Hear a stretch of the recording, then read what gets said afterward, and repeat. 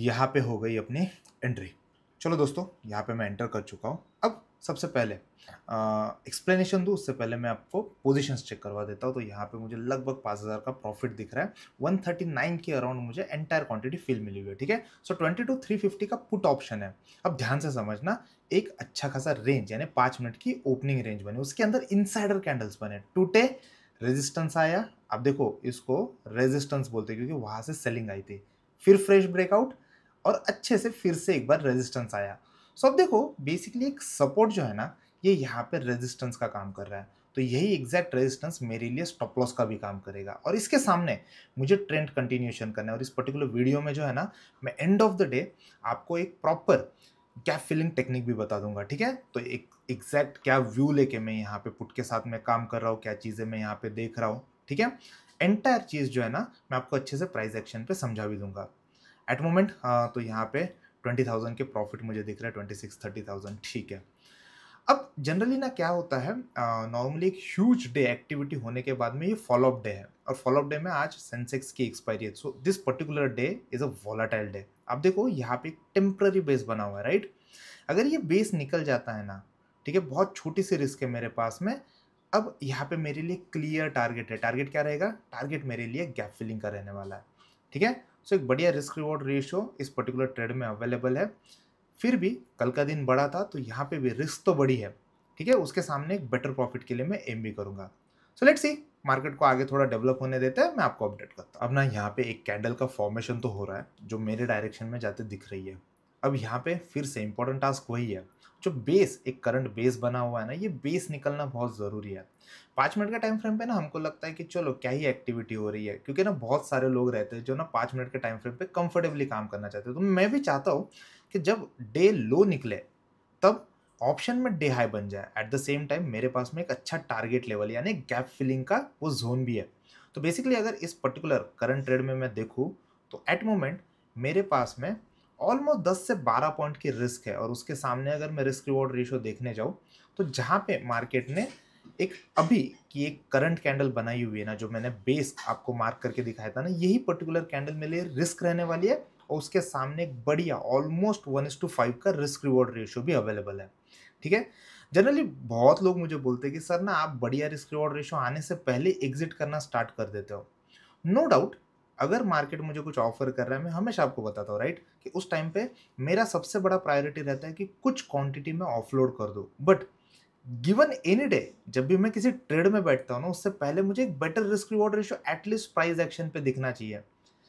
Normally अगर इतना clear success का फंडा आप लेके चलते हो ना, कि भाई अच्छा बढ़िया रिस्क रिवॉर्ड रेशियो वाला ट्रेड है सॉरी, तो ही मैं उस पर्टिकुलर ट्रेड में बैठूंगा।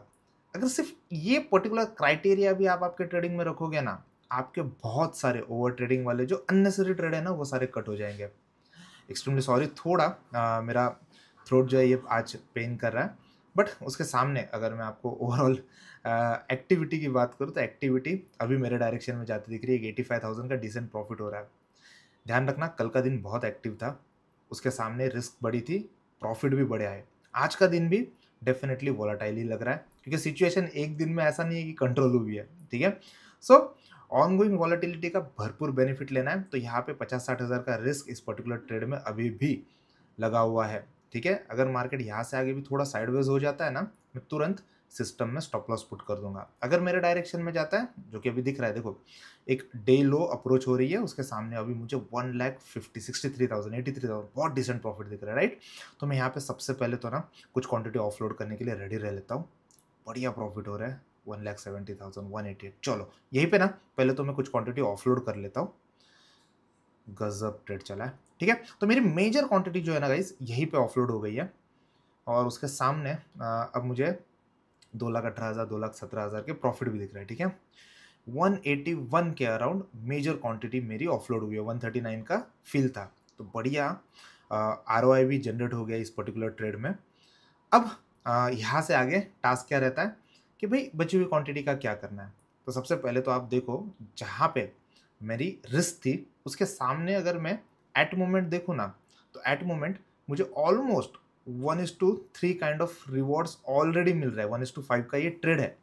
बट ऐसे में जैसे मैंने कहा कि एक डिसेंट आरओआई मिलने के बाद में यहाँ पे सबसे मेजर मेरा टास्क रहता है कि कुछ क्वांटिटी ऑफलोड कर दो, ठीक है। और बढ़िया कैंडल आगे फर्दर बढ़ रही है ना, तो यहीं पे मैं और फर्दर क्वांटिटी जो है, बची हुई क्वांटिटी से भी कुछ क्वांटिटी जो है मैं यहीं पे ऑफलोड कर देता हूँ। चलो, तो यहाँ पे मैंने 450 क्वांटिटी और एग्जिट कर दी है। अब ऑर्डर्स भी देख लेते हैं। 2,34,000 की प्रॉफिट है। 206 पे यहाँ पे मेरी रेस्ट क्वांटिटी बुक हो चुकी है। अब बची क्वांटिटी है 300। अब यहाँ पे टास्क रहता है कि अब यहाँ पे करे तो करे क्या, यानी बेसिकली जहाँ से मैंने एंट्री ली हुई है वहाँ से अगर मुझे 1:3 जैसे डिसेंट रिवॉर्ड मिल रहा है, अब इसके बाद में बची हुई क्वांटिटी को मैं क्या कर दूँ, छोड़ दूँ ऐसे ही। तो देखो भाई, जितनी छोटी क्वांटिटी भी हो, रिस्क तो उस क्वांटिटी में भी बनी हुई रहती है। तो इस क्वांटिटी को भी मैं कहाँ पे सुपरबली स्मूथली ट्रेल कर सकता हूँ।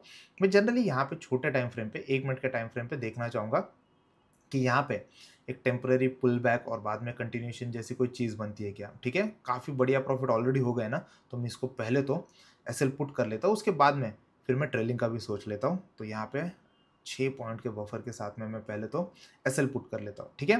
और ये कैंडल बढ़िया बन जाती है तो यहाँ पे मैं ट्रेलिंग करके और पास आने की कोशिश करूँगा। अगर साइडवेज यहीं पे हो जाता है, दैट्स परफेक्टली फाइन। गजब। चलो, यहाँ पे ना अटेम्प्ट तो हो रही है 1 मिनट के कैंडल पे। फर्दर अगर हाई लगता है बहुत बढ़िया है।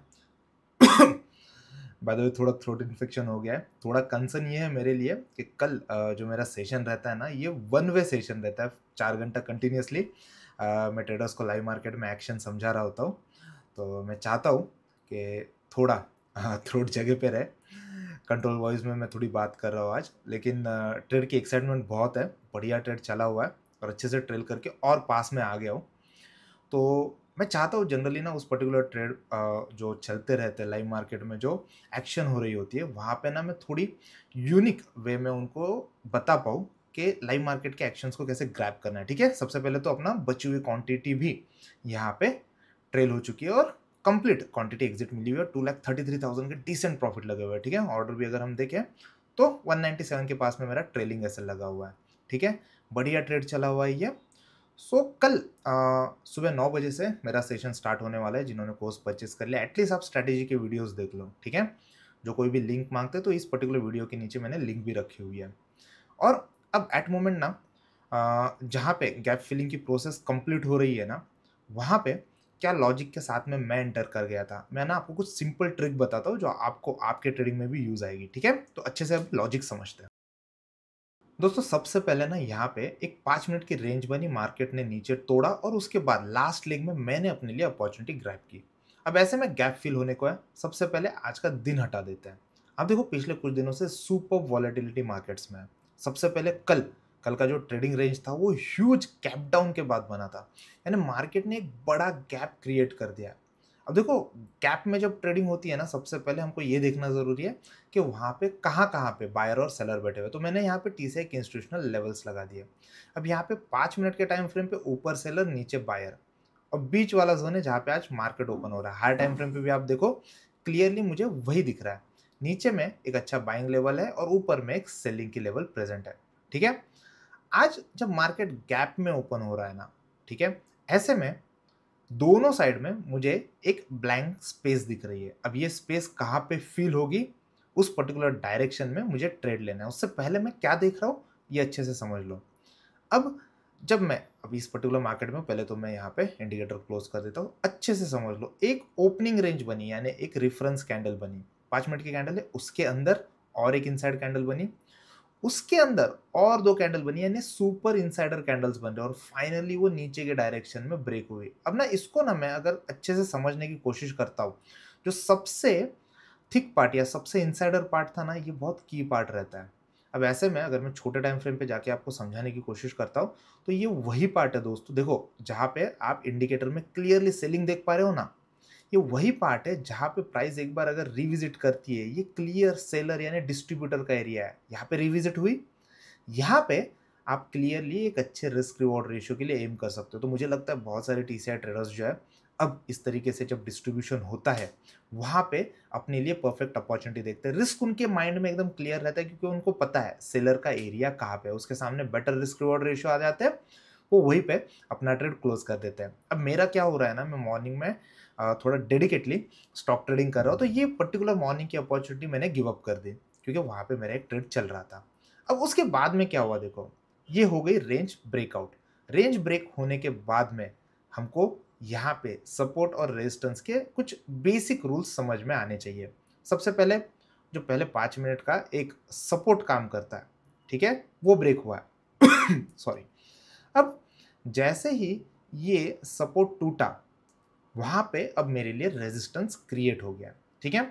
तो यहाँ पे जैसे ही प्राइस फिर से रिविजिट करेगी, वहाँ पे मेरे लिए एक बेटर रिस्क रिवॉर्ड रेशियो बन सकता है। अब इसने ना पिन बार बनाई और पिन बार बहुत तेज नीचे ही आके क्लोज हो गए, तो मुझे ऑर्डर फिल करने का मौका नहीं मिला, इसीलिए मैंने नेक्स्ट कैंडल में अपने लिए अपॉर्चुनिटी देखी। जितना प्राइस पास में आ गई, वहाँ पे मैंने अपने लिए शॉर्टिंग अपॉर्चुनिटी देखी।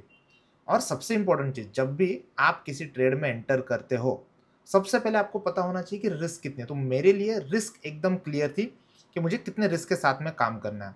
और उसके सामने जैसे मैंने कहा आइदर साइड में गैप फिल होने वाले हैं, तो जिस डायरेक्शन में गैप फिल होने वाला है वो पर्टिकुलर जोन मेरे लिए टारगेट का काम कर रहा था। आप देखो गैप फिलिंग की प्रोसेस में आपको सबसे पहले अगर इतना बढ़िया ओपनिंग रेंज ब्रेकआउट हो जाता है, उसके बाद में अगर मार्केट आपके डायरेक्शन में गैप फिल करने के लिए जाती है, ये सबसे स्मूथ गैप होते हैं ट्रेड करने के लिए। लोगों के माइंड में ना थोड़ा मिसकंसेप्ट रहता है उसको लेके, ठीक है। तो उसी के चलते एक डिसेंट 2,33,000 का प्रॉफिट बना। मैं एक बार इसको वेरीफाई भी करवा देता हूँ और बढ़िया दिन रहा।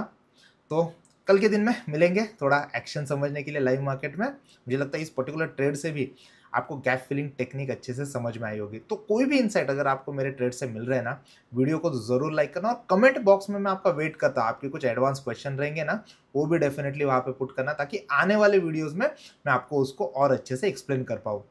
भूलना मत, वीडियो को तो फॉलो करो ही करो। कंफ्यूज हो गया मैं फिर से। इस पर्टिकुलर वीडियो को तो लाइक करो और सब्सक्राइब करो ट्रेडिंग कैफे इंडिया को। Thank you.